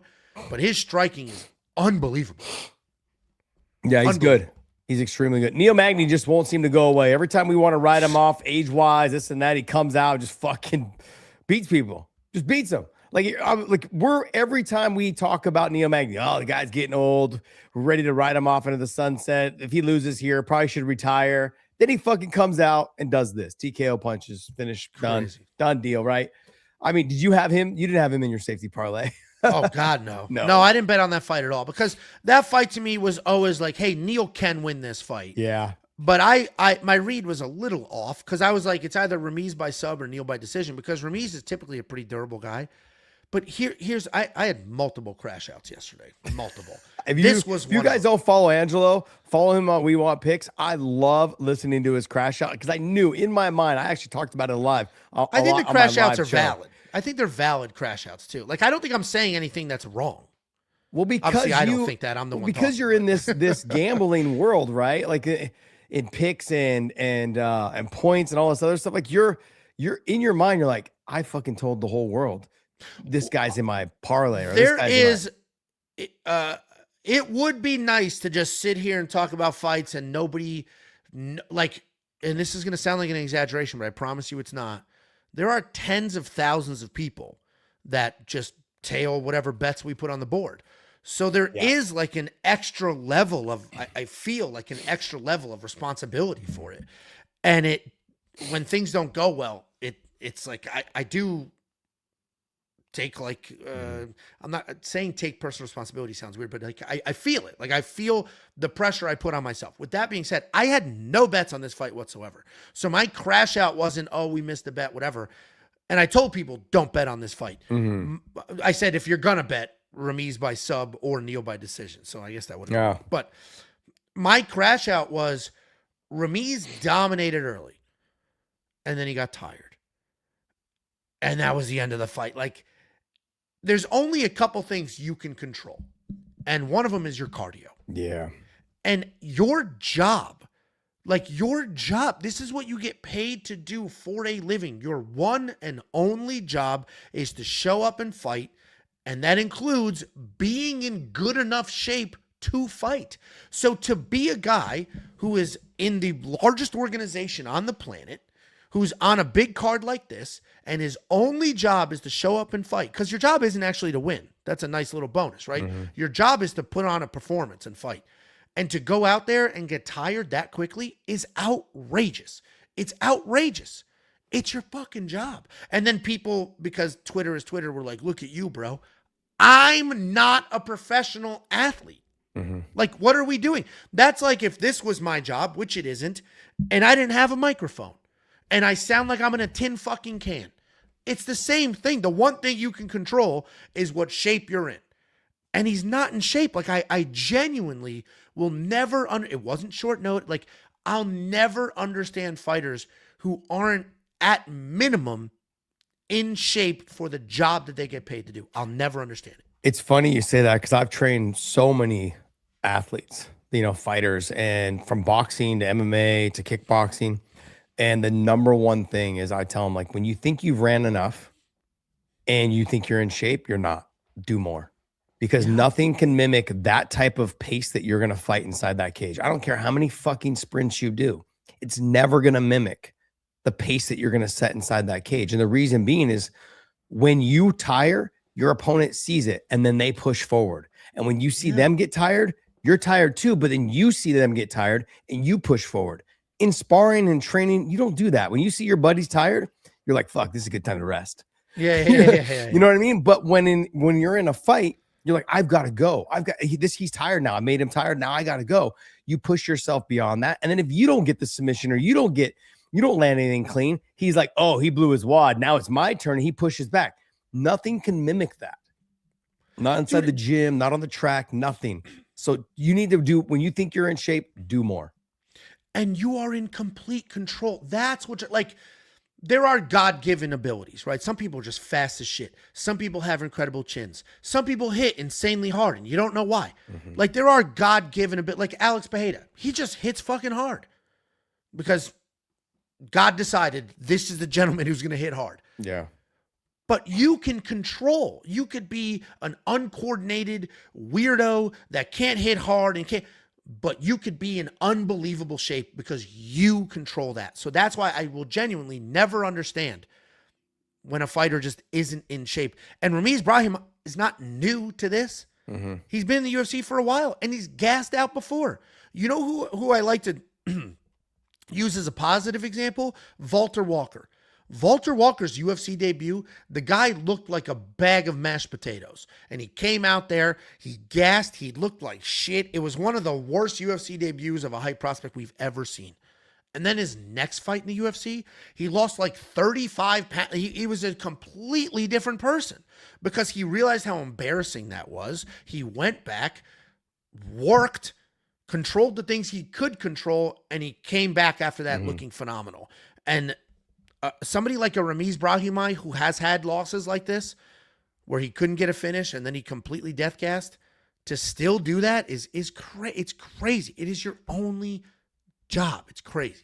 Yeah, Big John always used to say, like, you're in control of three things. Is your weight cut. You should always be able to make weight. The energy you bring inside that cage. And there's another one. I don't remember what it was. Cardio. Let's just say cardio. I'll add it. Cardio. Yeah, cardio. Yeah, you've got to fight hard. If you don't go out there and fight hard, those are the three things that you're in charge of, right? You can make some changes and make sure that those things work out. It's your job to be in shape as a fighter. It's your job to make weight, and it's your job to fight hard. That's your fucking responsibility. If you were fighting in the biggest organization in the world, that's your responsibility. They're paying you to go out there and perform. So yeah, I understand the frustration, definitely. Well, because I could understand, so people were criticizing Ian for not letting his hands go in the main event.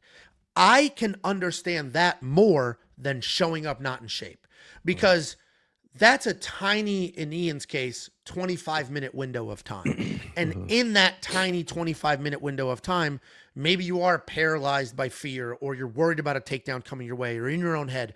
I could see that happening. I can see freezing in the moment. But your cardio is years of work, 6 months of work, 6 weeks of work, 8 weeks of work. So for you to not look great for a small 15 minutes, I can understand. For you to not look great in your fight because you didn't do anything you were supposed to do over 8 weeks, over 3 months, over 4, that's when it's unforgivable. And that's a Ramiz Brahimaj situation. It's like, dude, this is not forgivable. Like, be in shape. Be in shape. To get TKO'd by Neil freaking Magny at 40 years old when you dominated the first round the way you dominated the first round because you're not in shape, crazy. Yeah, and the other thing is that Neil was one of those guys that everyone just kind of looks like, oh, he's tall, skinny, like he's not physically strong, doesn't have great grappling, he's okay, but he's an awkward fight because he is so tall, because he is so long. The push kick, the long jab, he's good at everything. That you should have expected to know that he's probably going to still be there in the third round. When somebody is 40 years old, still getting some wins, in a young man's sport, you've got to know those are the Yeah. guys you got to be concerned about. He's winning for a reason because he is difficult to deal with inside the cage. Shocks me that people don't come in prepared for that. Yeah, I mean, yeah, that was my crash out. I had that crash out yesterday. Again, I didn't bet on it, but I'm watching it. And I've been around the sport a very long time. Actually, there's a comment here from Wary Carpenter 6960 that says, Big Ange, complete side note, but I heard you used to manage Nick Newell. Do you know FFA or Jeremy? I do. So Jeremy was Nick Newell's coach, and FFA is the gym. And it's actually FAA, Fighting Arts Academy. So I know them very well. So I've been around the sport forever, and there was nothing worse as being a manager knowing for a fact your fighter wasn't in shape. It's like, dude, that's the one freaking thing you can control. Be in shape. And this doesn't apply to Nick. Nick was always in shape. But it's like, just do the one thing, which is the work leading up to this. Everybody's dream. Like, there was a point in time. I bet if you ask a younger version of Ramiz before he was in the UFC, do you want to be in the UFC? Oh, it's my dream. It's my dream to be in the UFC.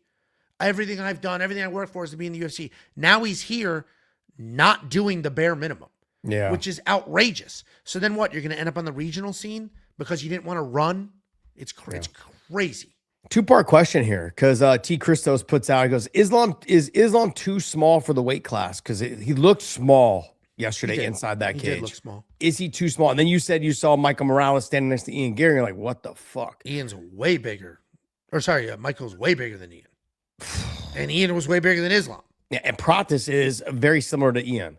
Tall, long, lanky, skinny, that kind of thing, right? Is he too small for the weight class? Just won. Not only did he win the belt, he just defended it. So no. Now, that answers it's like we saw the answer last night. No.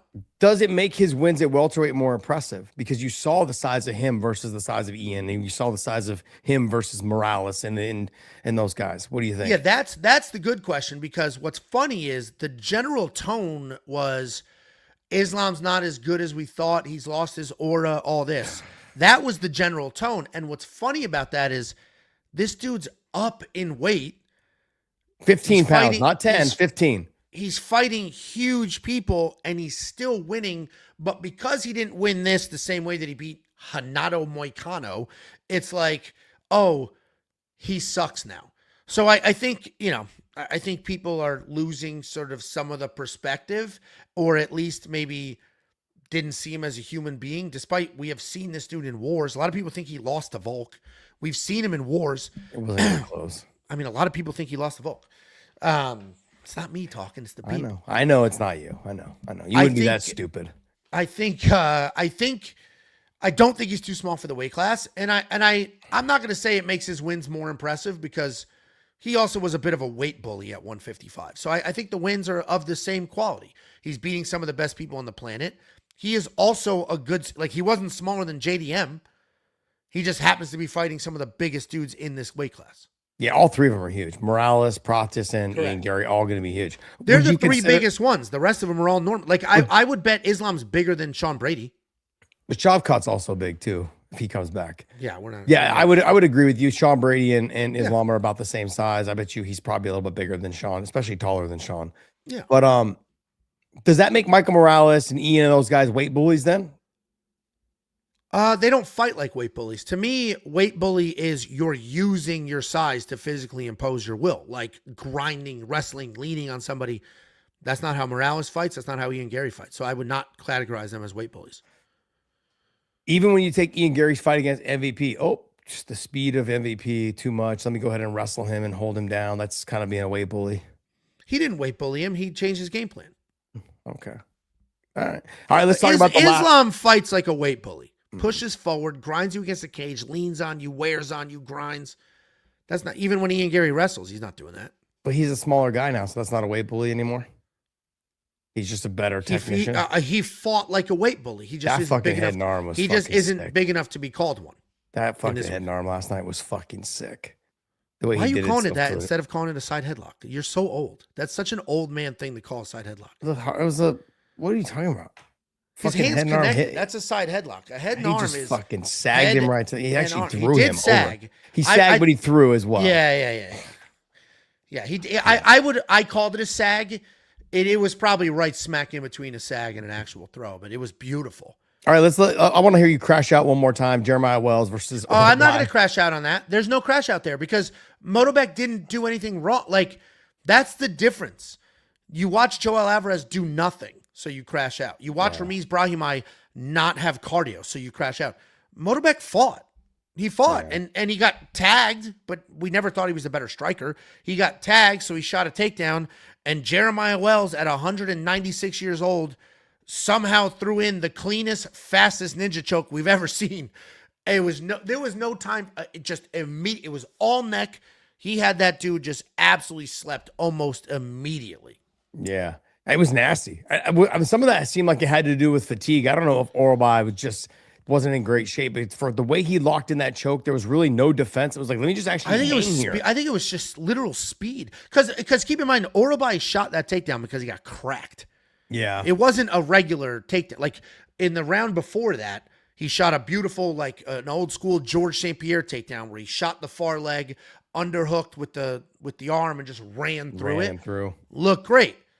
This was oh my God, I didn't like that. I'm going to shoot a takedown, and then got his neck snatched.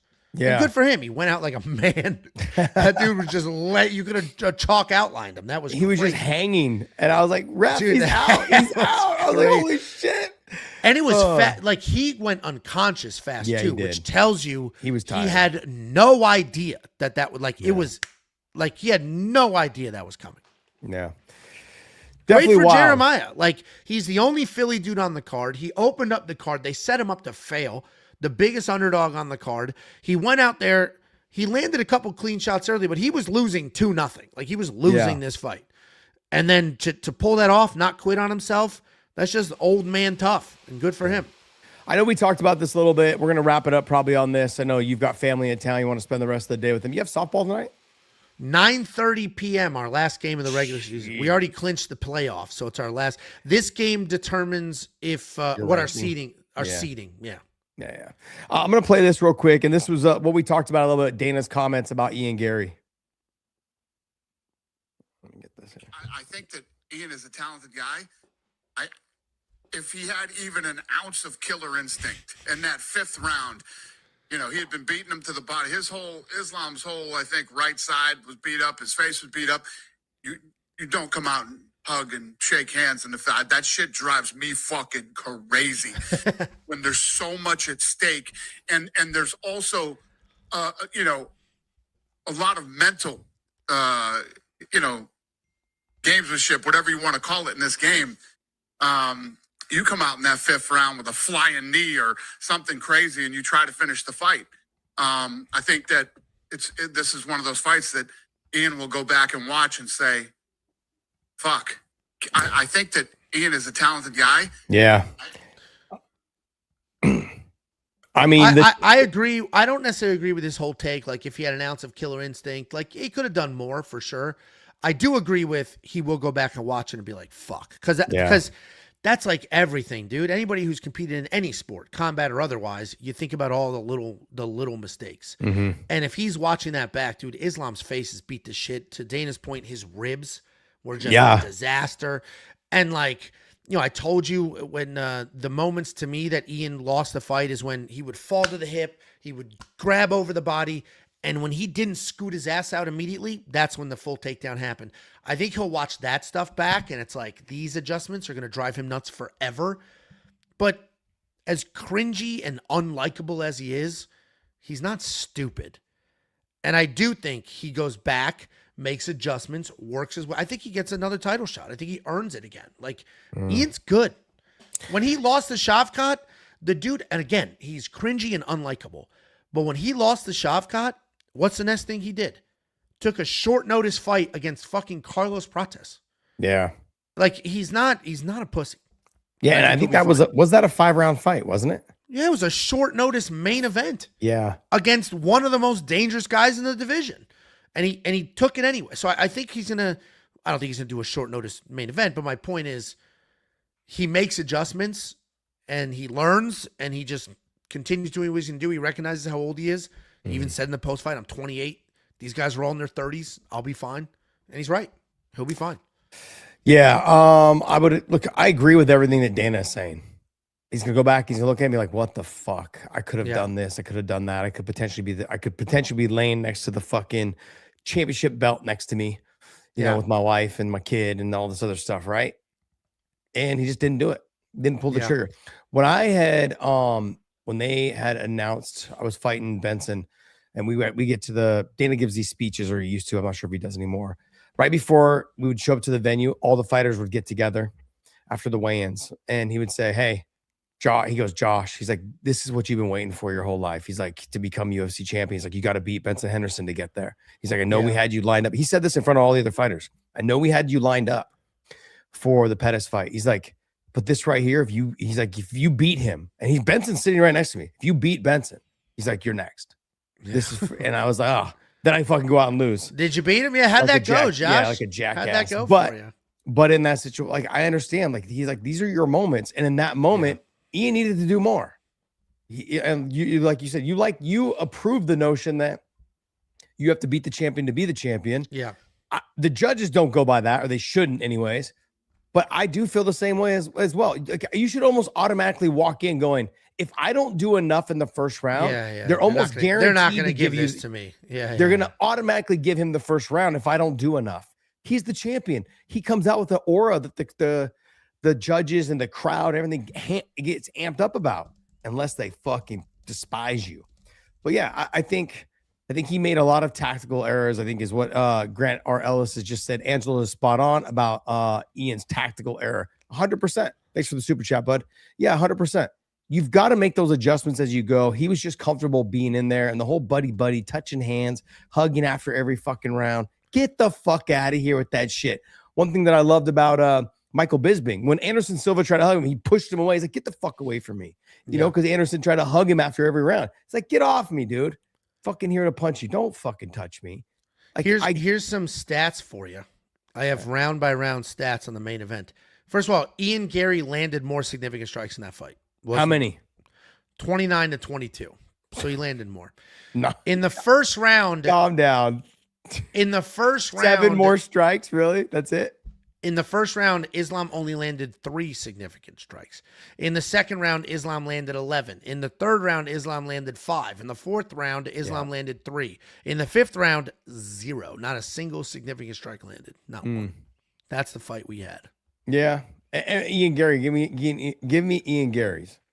Basically the same, just add a couple more. Just a couple more. Yeah. Like 1 or 2 here. So then, Ty goes to the takedowns, I guess. Takedowns. I think it was the way the takedowns But what's were crazy done, the is threat of the Ian- submission. Ian only landed 29 significant strikes, and that's what the fuck Islam's face and body looked like? That's actually crazy. Yeah. Size, technique, landed clean on the body with the body kicks, and yeah. But I mean, if you say the most significant strike of the whole thing was Ian getting dropped by a head kick. Yeah, the single most significant strike, for sure. Yeah, absolutely. So I'm on the Dana bandwagon in this fight in the circumstances, but I also think, Islam's got to make some tweaks here and here. He's got to make the adjustments based on the guys that he's fighting. These guys are a lot bigger. Like you said, he's been known to be the bigger guy at 155. So at 170, he's going to have to make his adjustments. And how will he do in 5-round fights? Every single fight is going to be a 5-round fight for him because he's a champ. But on top of that, what adjustments does he make? Like that how he's going to make what adjustments are going to make against guys that they are physically just bigger? Morales. Islam? Yeah. What adjustments will he make? He's not going to make any adjustments. He's been the same guy since day one. He'll be the same guy tomorrow. He's not going to change a thing. Did you see the post-fight interview with him and his comments? Well, I mean, like what I got out of that is. What'd he say? He basically just said, like, "Hey, I'm 34 years old. These guys are younger." Just something in his voice made me believe that he's going to fight once or twice. He has millions of dollars. He's wildly successful. He's considered one of the greatest fighters of all time. And then you get into a fight like that, you probably are like, "What the fuck am I doing? I don't need." It makes you rethink. It makes you rethink everything. I do not need to do this shit. Yep. Also, Covert Big Beck said Angelo eats donuts for breakfast. When the fuck are you supposed to eat them if it's not for breakfast? What kind of fucking dumbass comment is that? Yeah, no shit. No fucking shit, dude. No shit. Oh, ask me when I eat Chinese food for dinner. You don't eat Chinese food for breakfast? Honestly, sometimes I wake up at 5 a.m., so 10 a.m. comes around. I haven't eaten yet. That's breakfast. We got some leftover Chinese food. All right. You know what's wild is I spent 6 months in China. filming some movies out. Filming We movies don't out eat there. Chinese food. Yeah. No, they eat Chinese food in the fucking it's Chinese food all the time. It's Chinese food because you're in China. Oh, really? Oh, But- yeah. Okay. I was but like, you in- were about to get. I was okay. But in my mind, I'm like, you shouldn't be eating fried rice for breakfast. Why not? I don't The know. fuck's For me, wrong? Yeah. Why fried why rice for not? breakfast? It seems Really? a little heavy, but why not? It's a little heavy, yeah. All right, guys. Well, hey, we're gonna wrap it up on that. Hopefully, you guys enjoyed this. Big Angelo, thanks for joining today. Obviously, every Sunday we try to do these and the full recaps on the cards. Great time. Yeah, we had some great views today. I think we peaked at about 620, and then I think we dropped down to about 500. Consistently throughout the whole show. So, it's been fun. Hold on. Back to this fucking Muppet. Bro, who eats donuts for breakfast? Literally, ask me why donut shops close at noon. Why do they close at noon if it's not a breakfast food? This is the weirdest, like, I'm going to try to get Angelo thing I've ever seen. You're triggered, brother. They got you today, bro. They've been all over you today. I mean, I'm having fun with it. I'm having fun with it. If you react to it, they'll do it more. So I react, they do it more. You get your views. The live chat goes crazy. You're welcome, Josh. T. Christos, they 100% are eating fucking fried rice every day. I was there for fucking 6 months on a studio set. He's married to a China woman. I'm married to a Chinese Go woman. get her. They Go wake her ass up. fucking- Show them. They Go get her. fucking eat fried rice every fucking day there. Go every get her. day. They need to see. Go prove to them you married a Chinese. We don't eat fried rice for breakfast, though. I don't allow that shit. But I have put fried rice in my eggs before. Mixed in, yeah. That It's texture sounds fucking terrible. It's actually not bad. It's actually not bad. That does not sound like a good texture. It's not bad. It's not bad. Anything else, buddy? Is there anything else going on? What's Oh, I have to announce. Hey, tomorrow, RDR, Roman Dolidze, their interviews drop open to the public. So we had it open to the members only. So if you haven't joined our membership, do that. Also go to wewantpicks.com/offer. wewantpicks.com/offer. Check it out. I know you guys got brutalized last night, but for 13 straight weeks, they crushed it. You guys fucking more crushed it. than that. The safety parlay hit for 13 straight events. But dude, we were up 80. Anybody who knows betting knows like units and how you talking units. We were up 82 units in 70 since the White House card. 82 units, which means even after last night, we're up over 60 something units. Like, wow, it's been an unbelievable run. Sometimes you just get those cards. What goes up must come down. Absolutely. But you guys go to wewantpicks.com/offer. Use the promo code. What's the promo code again? Yours? Yeah. Is it and still? Is it on your shirt? Yeah, it is and still. There it is. There it is right there. He said, is it on your shirt? Yes, it should be is. Punk. It's It dumb should that be you went Punk. with and still, yeah. We could change it if you want. You want to change it? Nah, too late. Too late. It's already too late. But what I like to do is I like to jump on the app and I like to see Sam Bett's picks because he's always Bet Sam right. was this close Sam. to making money last night. He was right there. Just didn't do This it. close. Yeah, He has a tough card though. Tough card. Bet Sam's up like 80 something units on the year. Something absurd. Jeez. That's Yeah, no, that was a tough card because, and again, where people failed last night wasn't necessarily like the picks or betting on individuals because people were like, oh, the dogs. It was chasing props is where people really failed. Chasing props in the main event, chasing props in the co-main event. That's when people sort of, trying to find more value. That's where they got cooked. Yeah, Chase. I would have put Islam to win by submission, and I would have put Gary to win by decision. That's what I would have put.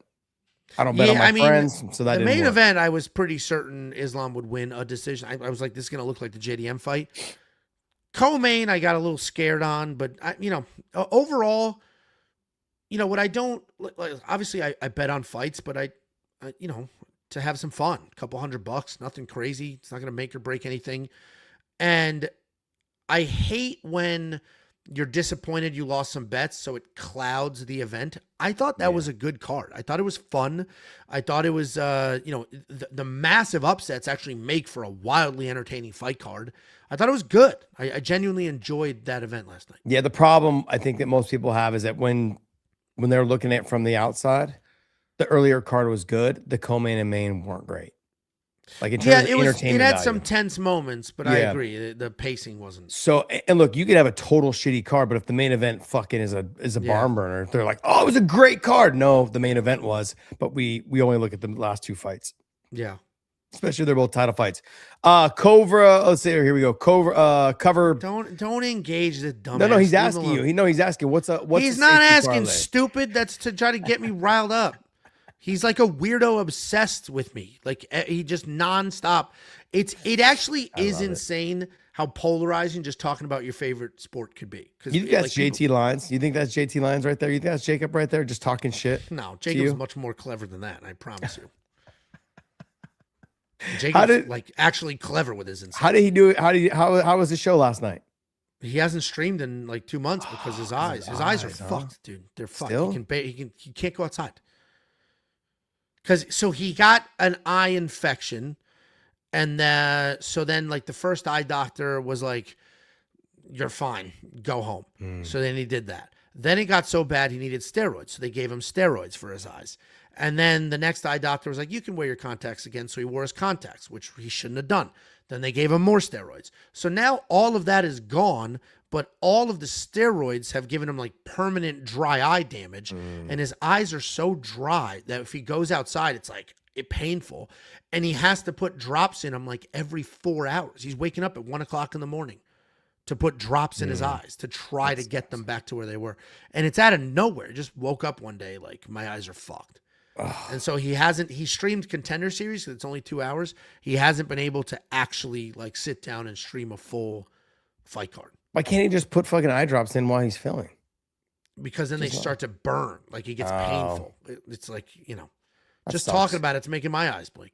Yeah. No, it does suck because it's, that your vision. Jesus. I went to Cage Fury on Friday night. Met Diego what? Fajeda. Huh? You went to what? Cage Fury? Oh, in Dallas? Yeah. Oh, sorry, not was Fury. No, is it Cage Fury? Fury Fights.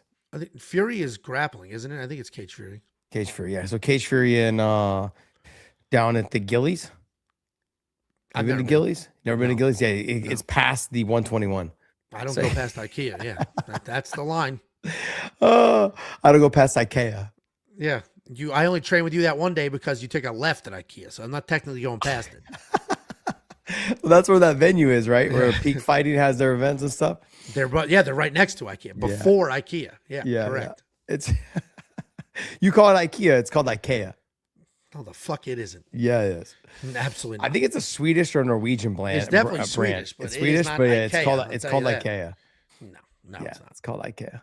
You guys correct him. All right, guys. Hey, we're gonna leave you guys, and I want to thank you guys so much for tuning in. You guys were great today. I love that you guys were busting Angelo's balls. If you guys haven't signed up yet, go to our Win In YouTube channel. Sign up to become a member. You guys get extra privileges. I do interviews with members once or twice a month, and those get posted up onto our channel. We just did one with Alejandro Gutierrez. That dropped on Friday right before the numbered event. I will try and get him in before the numbered event so we can have a little bit more content on there the week of the actual numbered event. So it's always fun to get fans' opinions on fighters right before it happens so I can go back and see, you don't know shit. See, you don't know this. And Angelo had a rough weekend. So, but go to WeWantPicks.com/offer. We don't celebrate other people's promo losses, code. Josh. Small dick energy. I'm not celebrating. No, small dick energy. I'm not celebrating. I'm pointing out That's the what you're fact. going to put out into the universe, Josh. I'm putting out the facts. 9:30 tonight, Angelo's going to be hitting some softballs. By the way, Josh came to my softball game last week, and at first I was like, "Oh, that was nice of him," and then I realized if I had struck out, that video would have been on Twitter in 2 fucking seconds. Instead, I hit a walk-off, win the game for our team. I hit a walk-off. It's the bottom of the last inning, 2 outs. It's on me. I hit a walk-off. We win the game. Josh doesn't send the video. I did send the video. I had to ask. Well, you had to ask when I was there. You didn't even know I was there. Be honest. If I struck out, would you have tweeted that shit? No, I was there mainly. I probably would have. Yeah, but I was mainly there. But not a walk off. I was mainly there to get video of you running. That's and what I'm faster than you thought, aren't I? No, not really. You're very clunky. It's. Well, not. you know what happens, and this is straight up. I never played baseball growing up. I take off. I take off. I get fucking terrified of stepping on the bag wrong and blowing my ankle out. I basically stop. I take off and we get there and I start taking huge, slow strides because I want to land on it clean, which is such like a beta pussy way to do it. It is. But it's like, dude, I'm going to blow my ankle. I know I'm going to blow my ankle out. I'm terrified of it. Yeah, I would be too, especially all that weight. It's not coming down the wrong way on the bag. Dude, the bag's like this thick. I have a and I guess- question. Yeah. You said you were going to start working out. What happened? Did you not see me have the walk off? What do you mean? What happened? No, what are you not working? Are you walking? Are you run? Have you tried running yet instead of just walking? I got plantar fasciitis, so not yet. I did text my buddy yesterday. I'm like, all right, I'm going to come train this week. So this week, I should be that ready. was the point of getting TRT. Well, I actually went. You know what's crazy? So I went on Friday. Or I went last Friday, and I'm like, he's like, how is it doing? Whatever. I was like, not a fucking. I feel nothing. I feel exactly the same. Nothing's tired changed. still? And he was like, all right, let's take your blood and see. It doubled. My testosterone doubled. And he's like, we'll up your dose. I was like, I'm not feeling it. He's like, everybody's got a different threshold. He's like, yours might just be higher. I'm like, well, maybe I am feeling it. I'm not noticing because it's not, I'm not angry. I mean, and I'm not wide awake. Your trigger moments today is typical fucking steroid road rage. No, that's all in good what I fun. saw. I can see, you think I can't, I'm on the internet this long and I can't spot rage bait from a mile away. So you play into it. They enjoy, they do more of it. The live chat goes, it's only helpful to engage. You're in the fucking bullshit. great, man. I fucking love you, Angelo. I love you, big guy. It's been fun. It's been real fun. We'll leave you guys with this. If I hit my- Saturday if I hit- mornings used to mean coffee and sidelines. Now it's game time for all of us. We're running drills, chasing goals, and yeah, trying to keep up with each other. Soccer, lacrosse, doesn't matter. What matters is we're doing it together. But here's the thing I didn't expect. Training with your kids, it hits different. You sweat more, you push harder. If you're not careful, you could burn yourself out. That's why I started bringing Element. No sugar, no junk, just electrolytes. Sodium, potassium, magnesium.